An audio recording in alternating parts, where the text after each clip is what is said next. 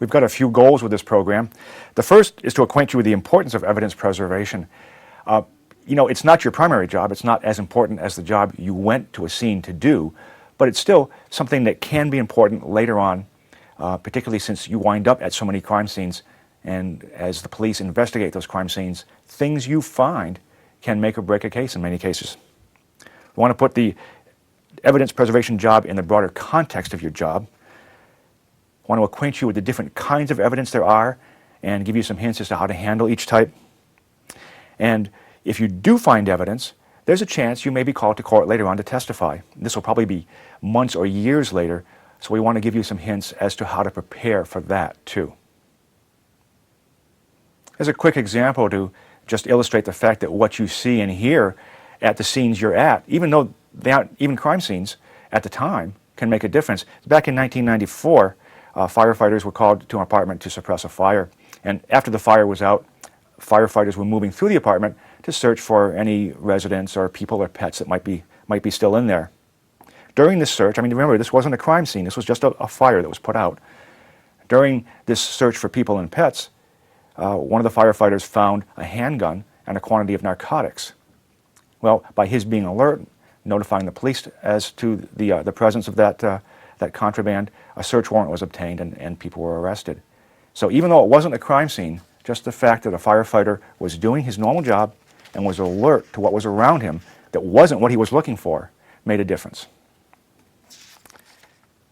So why a concern with evidence at all? After all, you guys and gals aren't in the evidence preservation business or the evidence finding business. But the fact is that many of the medical and fire-related calls that you go to are crime scenes. It may not be apparent at first, but for instance, many fire scenes actually turn out to be arson scenes, and you don't know that till afterwards. And many of the personal injury scenes you go to wind up being crime scenes, even if it's just a two-car accident with personal injury. That's a crime scene. That's something that the police need to investigate.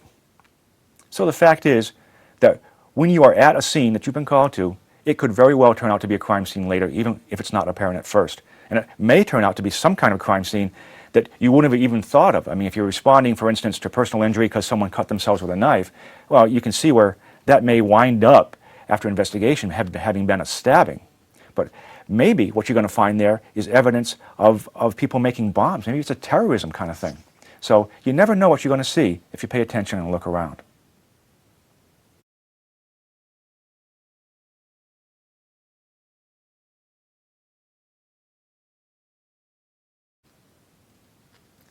Remember, any citizen can report anything that they see or hear to the police so long as they obtain the information lawfully. And so long as you are lawfully where you are at the time you see or hear it, you're fine, you're good to go. And when you respond to a scene, when you're fighting a fire, when you're treating victims, you're lawfully there.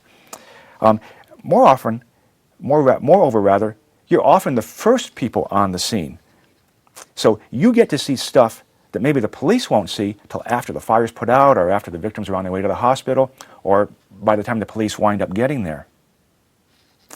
And in any case, no matter who gets there first, you're always there at the scene at some point. So you've got eyes and ears and you will see things that police officers may not necessarily see. Remember, your activities might make or break a case. It's not your primary job to look for evidence or to preserve it, but we're all public safety professionals. We're all concerned with public safety in all of its aspects. And evidence preservation isn't not your job any more than preservation of life isn't the job of a police officer. You can't go opening doors and looking under things in containers, of course, when you're at a scene, either fighting a fire, treating victims, or whatever. You can't do that if it's not part of what you're there to do. That requires a search warrant. But if you're lawfully there, if you're lawfully performing the duties that you came to do, and anything you see and hear as a result of being lawfully there is something that becomes part of your knowledge base, part of something you can transmit to the police. Now, while the scene that you're called to is actually wherever it is, remember, the call actually began when you got the call. And here's a good example of how being alert while the call was in progress, while you were en route to the scene, wound up helping a case. In Austin, in 2009, a firefighter was responding to a call, and he spotted a man burning a police uniform and some other items in a fire pit. Well, that didn't look right to him, but he was alert enough to notice it, and he made a call to the police, and the police captured the guy and found out he was the one that had broken into a bunch of cruisers and unmarked police cars and stolen guns, body armor, and other kinds of police equipment, stuff you really don't want on the street in loose hands.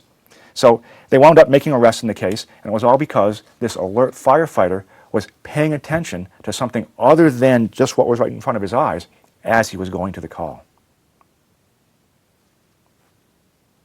Now clearly, life and safety come first. I mean, that just goes without saying. That's always the case.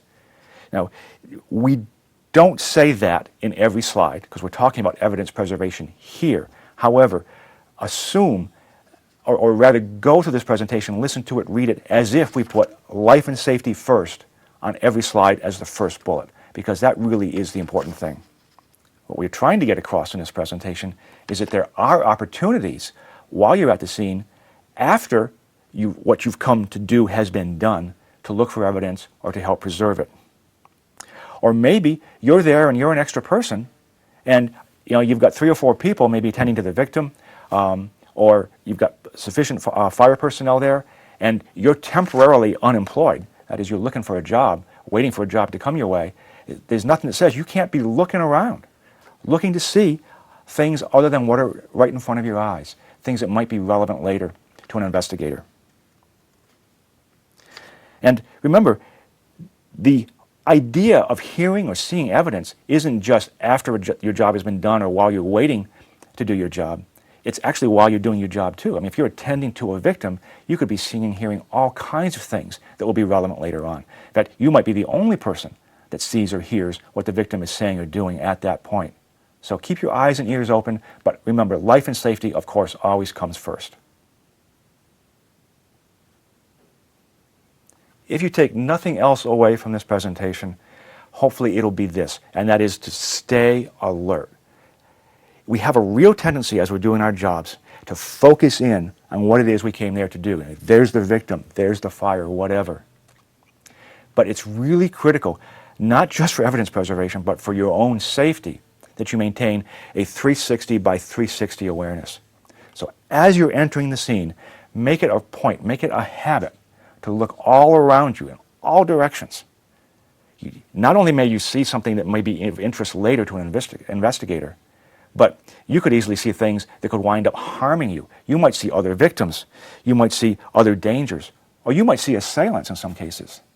So the key point that we hope you take away from this presentation, if nothing else about evidence, is stay alert. Do a 360 by 360 scan as you go into a situation, and keep that 360 by 360 awareness to the extent you can while you're doing your job there too. Remember, firefighters always do a 360 scan of a structure as they're sizing up what they have to do in terms of fighting a fire. That's the same mentality you want when you're entering a scene of any kind, fire, EMS, whatever it is. By staying alert in this manner, in addition to helping yourself by staying safe, you may also see and hear evidence. One of the things we're going to talk about later is scene preservation. And by doing this initial scan, you may be able to find a very consistent path that will allow you to come and go as you need to, because we always have to come and go a lot from a scene. But hopefully you can spot a path for which you and other emergency responders can come and go without disturbing evidence, or rather while disturbing the least amount of evidence. So safety, seeing and hearing evidence, and seeing the path that's the least destructive to the scene are the reasons you want to keep a 360 by 360 awareness. Well, we're talking about evidence preservation in this program, so the question arises, of course, is, well, what's evidence? There's actually lots of definitions of evidence out there floating around. But the one we like to use is that it's any object or any sensory information that might be relevant to helping an investigator understand what happened there or something that might happen in the future. What happened in the past, it's obvious why that's relevant. If someone's got a knife wound, you want to know if they were stabbed and who did it. If a fire is raging, you want to understand how it got set and why. But in the future too, let's go back to that stabbing example. It would also be nice to know if there was something there to give you an indication that somebody else is going to be stabbed real soon by the same guy that just stabbed your victim. That would be nice to know. It would also be nice to know, going back to the terrorism example, that looks like bomb-making material. And, that's something that's important to understand, so maybe we can thwart a terrorist threat in the future. Now, you never know what's going to be relevant. You just really don't know what's going to be relevant to an investigation after the fact, because you don't know which way any particular scene that you're at is going to wind up going. So the general rule is to stay alert and notice as much as possible. And this goes back to the earlier point we made. Keeping a 360 by 360 awareness is just a good, sound habit to have at all times. By doing that, you'll stay safe, and you may see or hear things that will be relevant to an investigation. Examples of the kinds of evidence you may see or hear or come across, in fact, probably frequently see or hear or come across, are words that are spoken to you by victims or actually by anybody. If let's say it's an arson scene, the arsonist is probably in the crowd watching. You may hear something that alerts you to the fact that this guy's kind of suspicious. Evidence could be observations that you make, people acting strangely, cuts on people, anything like that. Items you find, whatever. Items that you find can be really small things like hairs or small little pieces of paper, or they can be really large things too. So any object you see could potentially be useful. Documents and photographs that you come across or are told about, whether they're hard copy or electronic, may be useful down the line. Someone tells you something that they've got on their computer, maybe that's relevant. Maybe somebody mentioned some kind of pornography or something they have on their computer and it's child porn. Well, that's going to be something that's going to be clearly relevant. So you don't have to see the documents or the photographs if you're just told about them or come to know about them in some other way. That's going to be useful to the police. People's actions that you observe, we talked about suspicious people. You've probably got a pretty good sense of how people act at the kinds of scenes you're at.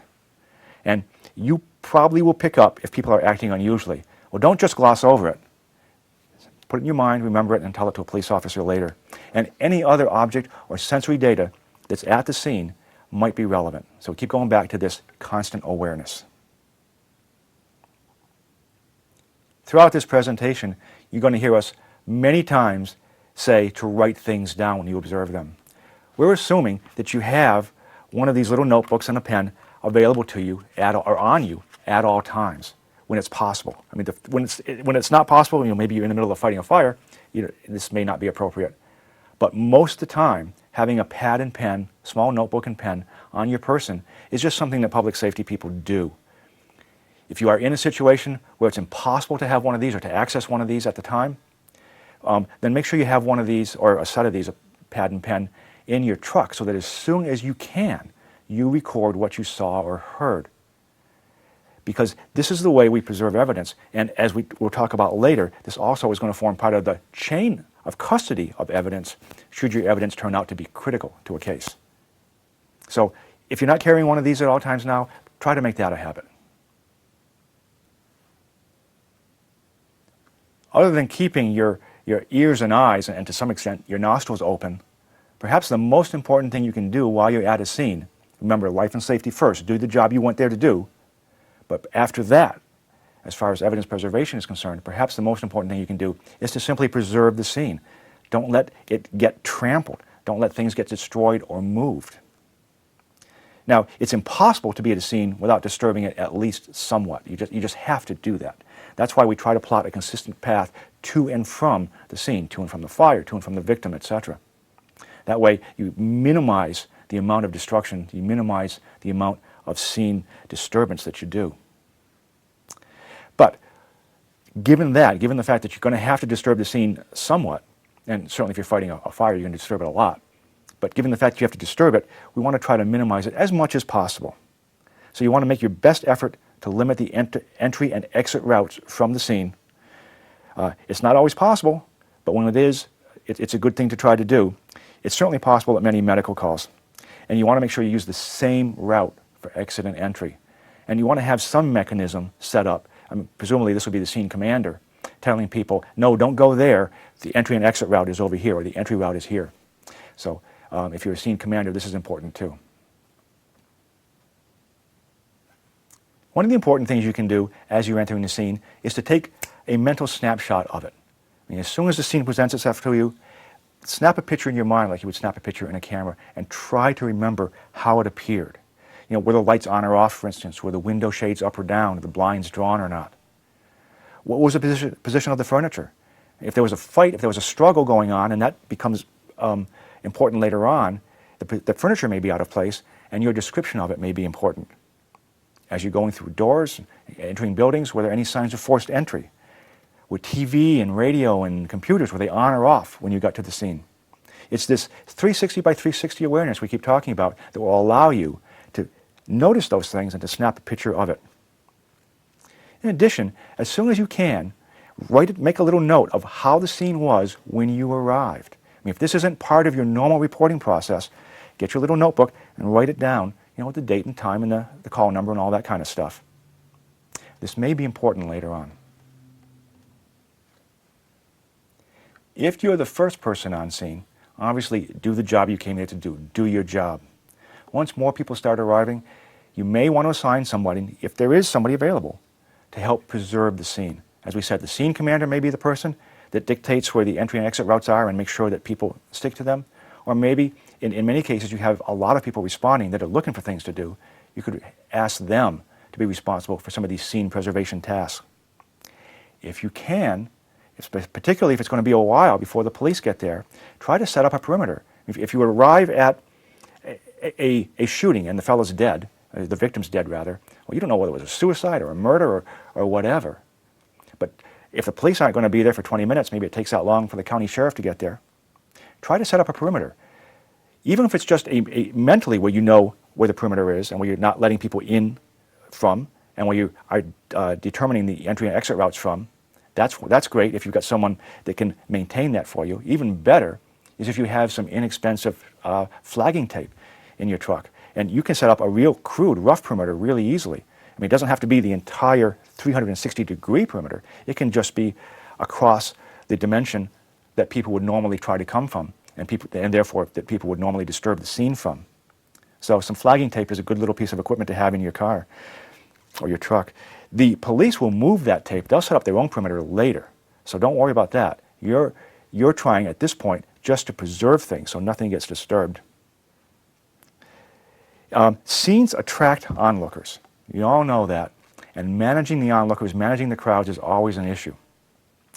If the scene is something that's going to wind up being a crime, and as we said before, you never know it's going to wind up being a crime, trying to manage these onlookers is a task that someone has to be responsible for.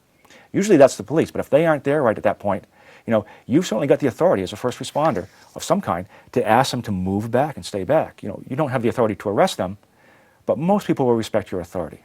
So just exercise it judiciously. Try to keep people away from the scene. And if people come onto the scene, whether they are part of the legitimate responding crew, or whether they're people you just can't keep off, make a mental note of who came. If you can, try to remember the path they took if they aren't abiding by your predetermined or entry and exit routes, and write that down as soon as you get back to your truck, too. Or take the notepad out of your pocket and write it down as it happens if you have the time. If you or your crew get there before the police, as we said, try and hold all the witnesses outside of a secure area. Now, the secure area is probably larger than you think it's going to be. If it's a medical call, say it's a shooting, it's a gunshot wound, the secure area is probably larger than you think. It may be as large as 25 or 50 yards in each direction. So when you're setting up a secure area, make it larger than you think is necessary, because you can't hurt by doing that. As we said, try to get the names of everybody that enters that area, despite the fact that you're trying to keep them away, or if they're legitimately there, get their names too. You know, everybody every first responder that's legitimately there, you want to know that they were there too and make a note of that. With regard to the witnesses, the onlookers, try to keep conversation between them to a minimum, particularly if they're witnesses. If they were there before you got there, they are witnesses. And we don't want them contaminating each other's story. They may not be bad people who are colluding and trying to conspire to get away with this crime. They just might be people talking about what they saw, and they influence each other with their stories. What the police are going to want to do is to get the fresh story, the uncontaminated story, from each and every witness. So if you've got witnesses talking with each other about what's going on, ask them not to.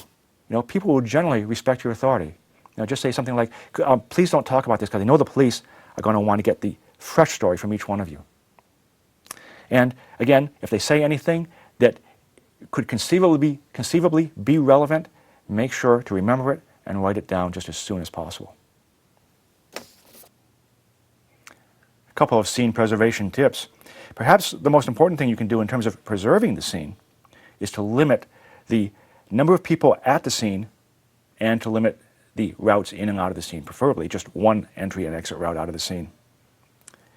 Remember that flagging tape we talked about earlier when we talked about setting up a perimeter? Well, that can be useful for other things too. Once you've gone in and seen what needs to be done, if you've got, as I say, a spare set of hands, you might assign them to actually mark the entry and exit route with flagging tape. I've shown up at scenes and not known where the entry and exit route was because there was no one to tell me, but yet I was needed at the scene. So it's very helpful to know which way to walk into it and which way to walk back out. Another really important thing to do is to limit the number of people on the scene to only those people that really need to be there. Everybody wants to be there. Everybody wants to see the victim. Everybody wants to see the fire. Everybody wants to try to help or just gawk. But only a certain number of people really need to be there. And you really want to limit the number of people that are there, because the more people that are tramping over the scene, one is the more confusion, but also the more evidence you disturb or destroy. This applies to supervisors as well. Supervisors sometimes go into a scene that they don't need to go into just because they're the supervisor and they want to stick their nose into things. And no offense to you supervisors, but that's a habit, it's a bad habit that we have that we really need to try to limit. So if you don't need to be there, don't go there. You want to escort all non-critical people away from the scene. I mean, people are just going to try to walk into your scene anyway. Most people will respect your authority if you ask them to leave. You want to escort them out because you want to get them out along the entry and exit path that you've chosen. And if you've got someone giving you a hard time, of course, just ask the police to escort them out. But there's a couple of other classes of people, too, that you want to consider at any kind of scene that you're at, fire, medical, whatever. If you've got people involved in the incident who aren't victims, who you aren't working on, you want to have a nice, secure place for them to go to. It gives them some place to go to where they aren't tramping over the scene. And it keeps them in one place, keeps them isolated so they can be observed and talked to. Additionally, you may have related people related to the scene or to the victims at the scene, maybe the building owner, if it's a fire, maybe people related, relatives or friends of the victims, if it's a car accident. They may just be showing up because they were notified of what's going on. You'd like to have a place to put them too. And this needs to be a secure area. They may have valuable information for you, and they may need comforting. So having secure areas that you can put these two classes of people into is a really good idea, and the supervisor can suggest an area as soon as they show up. Now, a quick note here. On some of the previous slides and in the rest of this presentation, sometimes we're making suggestions that it may sound like, well, geez, we don't have time to do that. We don't have the people to do that. And if you don't, you don't. But in some cases, you've got more hands looking for work than you really have work to do. And it's really nice to give people a job to do because people want a job. Some of these jobs, for instance, asking family members or people related to the victims to stay in a secure area and observe them, may not even be something that you have to assign a professional to if you don't have one. It could just be some competent person that you know is a good, solid citizen, a good, competent person. Just give them a job. They'd probably be happy to help. Now, in terms of physical evidence, there's basically three types. And this is another one of those things that you can find lots of different kinds of classifications on, lots of different classification schemes. But we'll talk about three types of evidence. There's body materials, there's objects, and there's impressions. Body materials are things that came from a human body, things like blood or semen or hair or tissue, that sort of thing. Objects are just what they sound like. Glass, dirt, metal, weapons. It can be anything as small as a tiny little fragment of glass to something intermediate size like a gun or a knife or a piece of metal to something very large like an automobile transmission. And then you have impressions. Impressions are things like footprints, fingerprints, tool marks, bite marks, that sort of thing. Another term you'll sometimes hear is trace evidence. Trace evidence cuts across a couple of those evidence classes we just talked about, but trace evidence refers to traces of substances that are transferred from one object to the other by contact. And these are things like fibers, hairs, paint chips, glass fragments, body fluids and body parts, of course, explosive or gunshot residue, cosmetics, fingerprints, anything that's transferred from one thing to another thing by contact, that's trace evidence. A form of trace evidence that you may come across at some medical calls is skin underneath the fingernails. And you'll probably see this if you're examining a victim. This is a clue that perhaps an assault has taken place. So look around for other evidence of an assault. I mean, obviously examine the victim for other signs of an assault or wounds from an assault. But look around the surroundings too. Do you see furniture all out of place? Do you see blood stains maybe on the carpet or a piece of furniture or something like that? So skin under the fingernails is definitely a clue that an assault may have taken place. And if a victim has scratched the assailant and has skin underneath their fingernails, the way to treat that, the way to preserve that evidence, is to cover the victim's hands with paper bags and tape loosely at the wrist. That's the best way to handle skin under the fingernails. I want to talk a little bit now about what to do if you find different kinds of evidence. If you find small evidence or small objects or trace evidence, most important rule is don't disturb it. Don't pick it up and don't move it. I mean, unless you need to do your job, don't disturb it in any way. Mentally note the location. If it's a small object that's on the floor and you want to mark the location, that's okay. Go to your notebook, maybe write your initials on the page, rip out a page, crumple it up loosely, and put it next to the evidence on the floor. This way you're not disturbing anything. Your initials are on here, so we can figure out, or the investigators can figure out where this came from if you forgot. And that way you can mark the location of evidence for the police and the investigators later on. And this is something you're going to hear us say a lot as we talk about finding all kinds of different evidence, which is as soon as possible, tell a police officer. When you tell the police officer, make a mental note of the police officer's name and the time you told him or her. If you don't know their name, some kind of identification, the gray-haired sergeant, for instance, if you don't happen to know their name. But make a note of that mentally, and as soon as possible, write that down. Because once you've told the police what you found and where it is, it's their job from that point on. However, you're telling them where the evidence was could be important later on if this thing winds up going to trial. If you observe evidence on someone's clothing, presumably a victim's, again, don't disturb it. I mean, you may have to remove the victim's clothing. If you see obvious evidence like a blood stain, you might try to cut around it if that's possible, if that doesn't interfere with you doing your job. But there could be other kinds of evidence on there as well. There could be glass shards. There could be fragments of paint. You never know what's going to be important. So if you see something that looks like it might be evidence on clothing, try not to disturb it and don't disturb it as much as possible. Again, note the location, tell a police officer as soon as possible, and as we said before, record the name of the police officer and the time you told him or her about that evidence. Some general notes on handling clothing. Try not to remove clothing from people, presumably victims, unless you really need to. And if you need to cut the clothing off, be really careful and try very hard not to cut through things that are really important evidence like bullet holes or knife entry wounds or even gunshot residue. Try to cut around those if at all possible, because things like that can be really important. When you're dealing with clothing, whether you're removing it or not, look for trace evidence so you can make a note of it and tell a police officer later. If you do remove clothing from victims, isolate the clothing and try to minimize its handling. I mean, set it somewhere where it's not going to be trampled, where it's not going to be disturbed, and try to minimize the number of people that handle it and pick it up and touch it. Don't turn it upside down.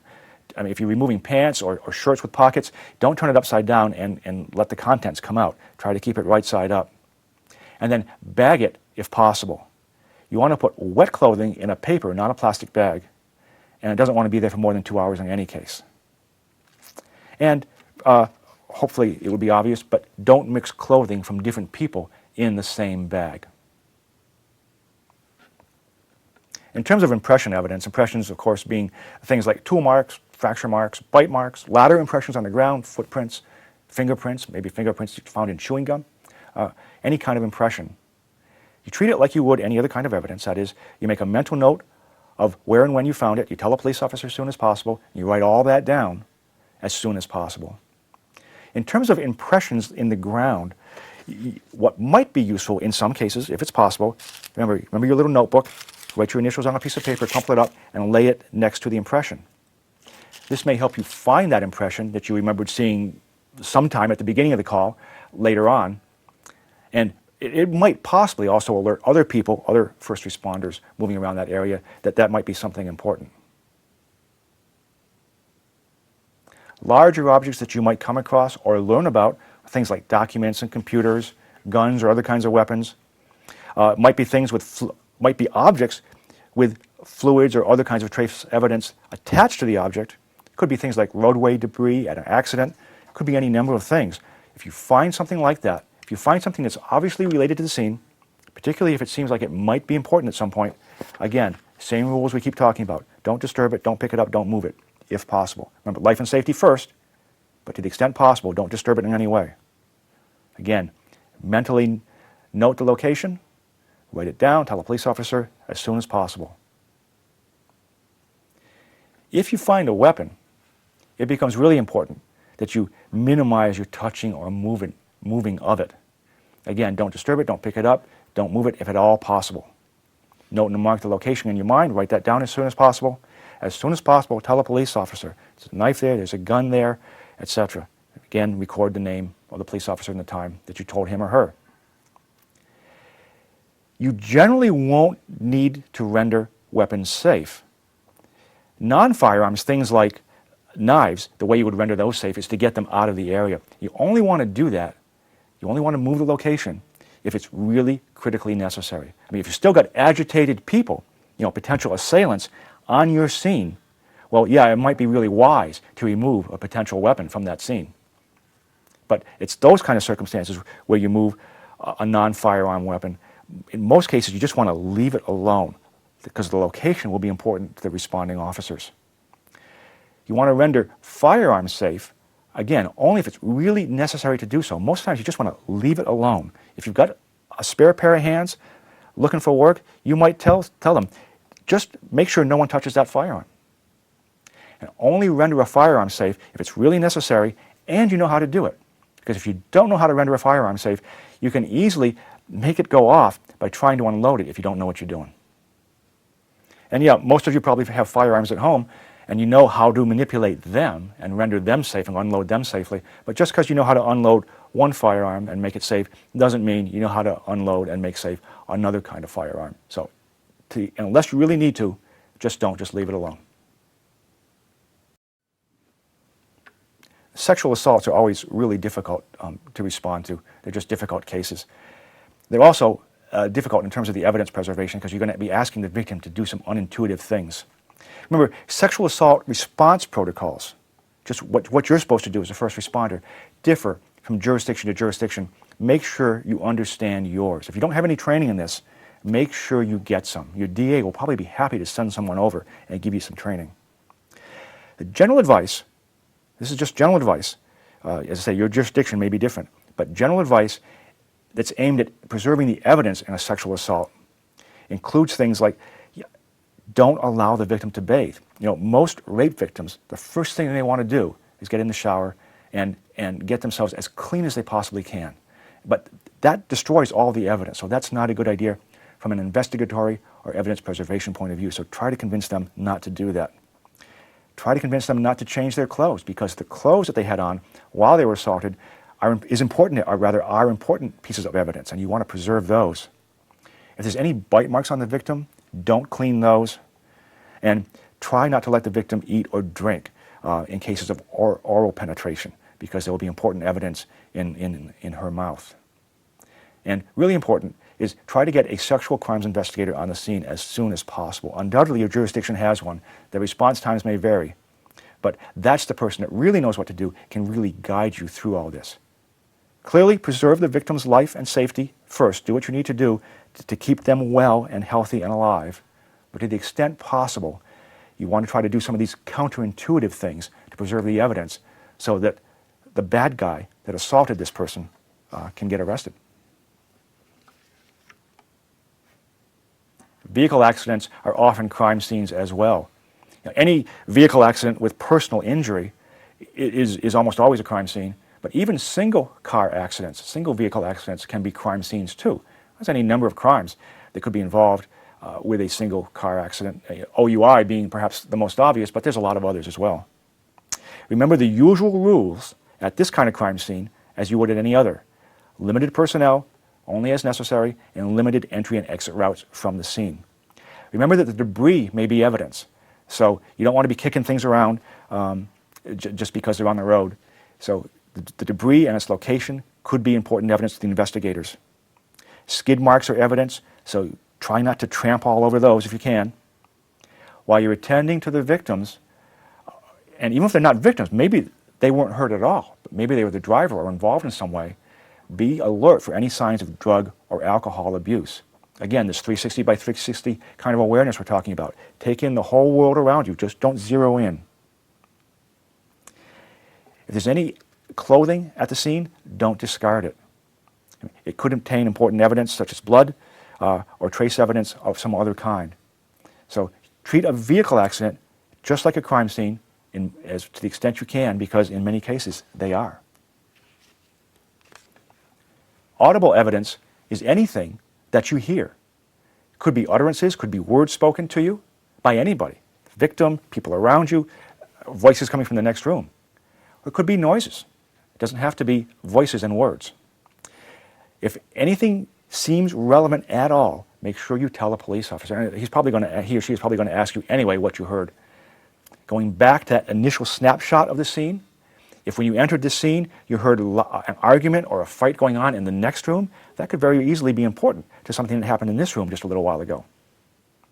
Now, sometimes you will hear people talk about the hearsay rule and how some audible evidence is useful and how some is not. Generally, the audible evidence that you hear, in order to be useful, has to be not hearsay, and that is, it has to be heard by you firsthand. That is, you have to be able to say, I heard the victim say, rather than say, gee, this witness told me the victim said. When someone else has told you that someone else said something, that's generally called hearsay evidence. Now, hearsay evidence does have exceptions. There are things like, and you've probably heard this, things like excited utterances, statements made by a dying person, and there's a good several dozen more depending on the jurisdiction you're in and depending whether you're going by state rules or federal rules. The point is, don't worry about any of this. It's not your concern whether it's hearsay or not. Just ignore the distinction between hearsay evidence and other kinds of evidence. It's not important to you. Report everything you hear to the police and let them and the DA worry about whether it's admissible evidence or not. You just report everything you hear. That's your job. And just because something isn't admissible evidence, just because it's hearsay evidence, and you couldn't present that evidence at a trial, doesn't mean it's not going to be useful to the investigation. It could easily point the investigator to the clue or paths worth pursuing, or even the perpetrator.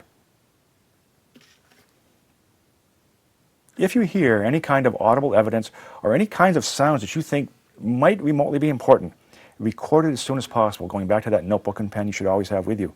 Write it down, note the place you heard it, the person you heard it from, and the date and time, of course. Keep these notes, by the way. You may be required to produce them later on. I mean, your original scratchy notes in your little notebook could be critical evidence. So keep that notebook. Once you burn through one of these notebooks and you have to get another one, don't throw it away. Just keep it. Keep it for years, in fact. They don't take up much room. You never know when they're going to be important in a trial or in an investigation. Also, when you hear any kind of audible evidence or noises that you think might be important, tell another person about it. They may hear the same thing if it's still ongoing, but make sure you tell them, tell somebody else too, so that it's not just you trying to remember all this. Tell a police officer as soon as possible. If somebody said something to you that you think might be important, ask the police officer to come over and ask the person that told it to you to now tell it to the police officer. Again, when you do this, note the police officer's name and the time you told him and the date you told him and the place. Now, there are some patient or some victim or some subject conditions that you may notice that may be really important, either to the safety of the scene at the time or later on during an investigation. And again, you want to report anything like this to a police officer as soon as possible. Clearly, if a victim or someone associated with the event is under the influence of drugs or alcohol or appears to be, report that to the police officer. Any unusual appearances, I mean, you go to these things all the time, you have a pretty good sense of what's in place and what's out of place and what to expect at these kinds of things. If you have any suspicions about abuse or self-injury, tell a police officer. I mean, all you're doing is giving him or her a clue as to what might have happened. It's just a clue, and they can follow up and either confirm or wind up disproving it. If there's any injuries or conditions that are inconsistent with the victim's story, that's really important stuff to note and tell a police officer about.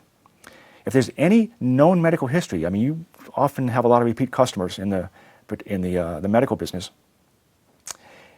HIPAA laws notwithstanding, if something's important for the safety and well-being of the people on the scene, make sure you tell that to the appropriate people, including the police officers. If they have a violent history, you need to let the police officer know that. Or if there's any other facts from previous encounters that may be relevant either to the evidence and future investigation or the safety of people on the scene, make sure you report that to the people who are in charge of safety at the scene, that is, the safety of the personnel there, and that's usually the police officers. In most states, there is no patient EMT confidentiality. So whatever a patient tells you, it's not like they told a doctor or their lawyer, you can report that to a police officer without a problem. There's a few things you don't want to do at any kind of scene. Again, life and safety first, so unless it's necessary for the safety or to treat a patient, I mean, that always takes precedence, but unless that condition exists or one of those conditions exists, you don't want to untie any knots. If a victim is bound, try not to untie the knots. If you need to unbind them, and you probably will, try to cut the rope or the webbing or whatever they're tied in a good distance away from the knot.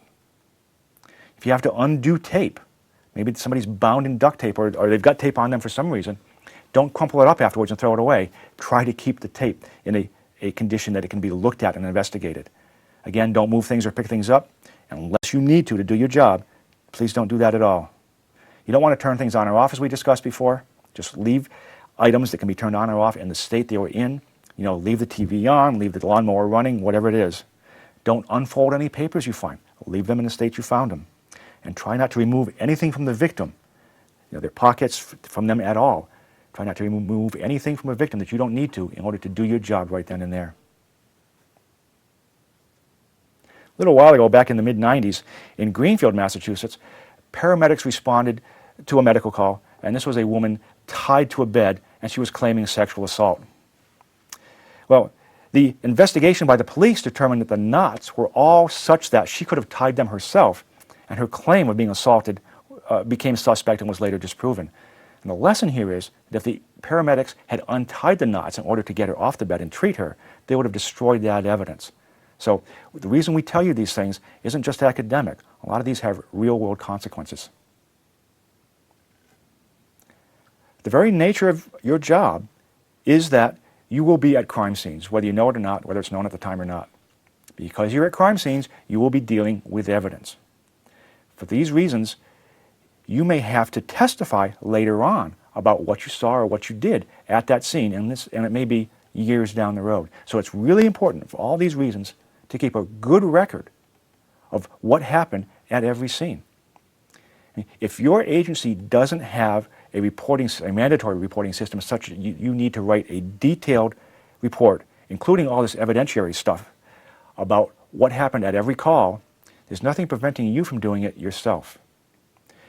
Take your little scratchy, barely legible notes from the scene and compose an articulate, complete report from them. You need to keep both copies, both the good articulate copy and the original notes, because those are both part of the chain of evidence, or both part of the evidence that you saw. And they may both be required later on. But by all means, keep a good, accurate record for yourself if your agency doesn't force you to do it. If you don't like typing, and it seems like a lot of work to type all that after every call, especially if you're on a busy shift or something, then get one of these little digital voice recorders and just record everything that you would put into a written version and keep that copy. In addition to the evidentiary notes that we were talking about throughout this presentation, remember who was on your crew and who you were working with. If you ever have to testify, you may very well get asked, well, who else was there? Who else from your company was there? Remember what time, or record what time you were dispatched and the time of arrival and departure. That's probably in your dispatch logs anyway, but in some rural areas, it may not be kept as part of a permanent record, especially if you're toned out as a volunteer. Remember what the conditions were when you arrived, what the weather was, what the lighting conditions were, whether doors were open or shut, appliances on or off, etc. So make that part of the record that you write or audibly record afterwards. And give your best estimate as to when other agencies arrived and who arrived from those agencies. Now, you're not going to know everybody in many cases, but your best estimate. Most of the scenes you're at are never going to develop to a point where your presence is going to be required at a trial. But if that does happen, and if you're on the job long enough, it'll happen sooner or later. That could be months or even years down the road. And you're going to need to remember what you did 1,000 calls earlier and 3 years before. And that's just not possible without good documentation. So here's an example. In 1993 in Elkhart, Indiana, schools were transporting students in a van when the van got into an accident.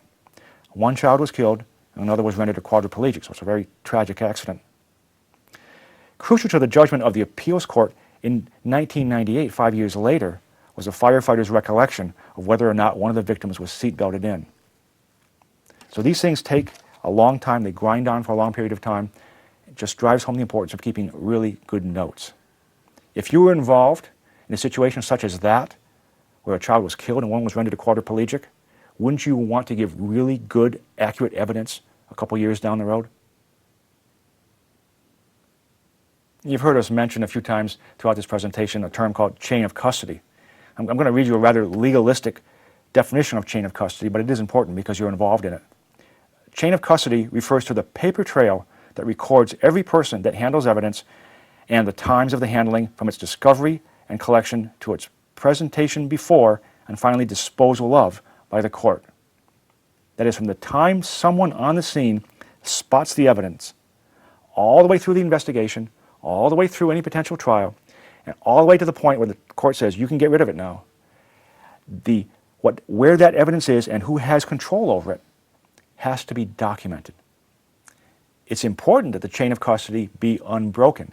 That is, there be no unaccounted moments. When I say moments, I mean things like seconds or minutes, where we don't know, where the court doesn't know or can't discover who had that evidence and what they were doing with it. If the chain of custody is broken, the evidence becomes suspect and may not be admissible. So when you see a piece of evidence on a scene, it's important. All this stuff we're talking about recording where it was and what you did with it, if anything, and who you told about it. So whenever you mark the location of evidence or tell a police officer about it or move the evidence, you become part of the chain of custody. That's why what we're talking about here is so important. That's one reason why it's so important to carry a pad and pen with you to record the locations and sometimes mark the locations of the evidence you find. It's also a reason why it's important to the extent possible, not release or give any potential evidence to anybody but a police officer. A few other important things to remember while you're at scenes is you don't want to eat, drink, smoke, or urinate there. I mean, some of these scenes go on for a long time, of course. If you need to eat or urinate or smoke, just go somewhere where that's okay to do it, but don't do it at the scene. You just wind up contaminating or potentially contaminating evidence. And for like reasons, you don't want to leave anything there either, gum wrappers or whatever. Try to leave as little at the scene as possible. Of course, do your job, do what you came there to do, but contaminate the scene as little as possible. Sort of a related item, if you try an IV on a victim and you miss and you need to retry it, try to mark the site of the first IV that failed and record that somewhere. Now, there's a couple of reasons, as we mentioned, that evidence preservation is important. primarily it aids the investigation. It leads investigators to know either what happened or what might happen in the future if we're talking about something that might be ongoing. If you are summoned to court as a result of having been at a scene as a firefighter, EMT, or rescue personnel, if down the line at some point you are summoned to court, you have to remember that failure to comply is a crime and it's punishable. So if you're summoned to court, it's not a choice. You have to go. Another good reason to keep good evidence, because you don't want to embarrass yourself on the stand. You want to be able to get up there and be useful. And in court, you do not care, or you should not care about the outcome of the trial, regardless of what the subject is. It's your job to tell the truth, to tell exactly what you did with no embellishment, what you did, saw, heard, whatever, but not to be concerned with the outcome. That's not your job. That's the DA's job, to be concerned with the outcome. And beforehand, the DA may go over your testimony with you. They may review what you saw, what you heard, what you did with the evidence, etc. They aren't trying to sway your testimony. It's really important to understand that. So they are just trying to prepare themselves for what you're going to say on the stand.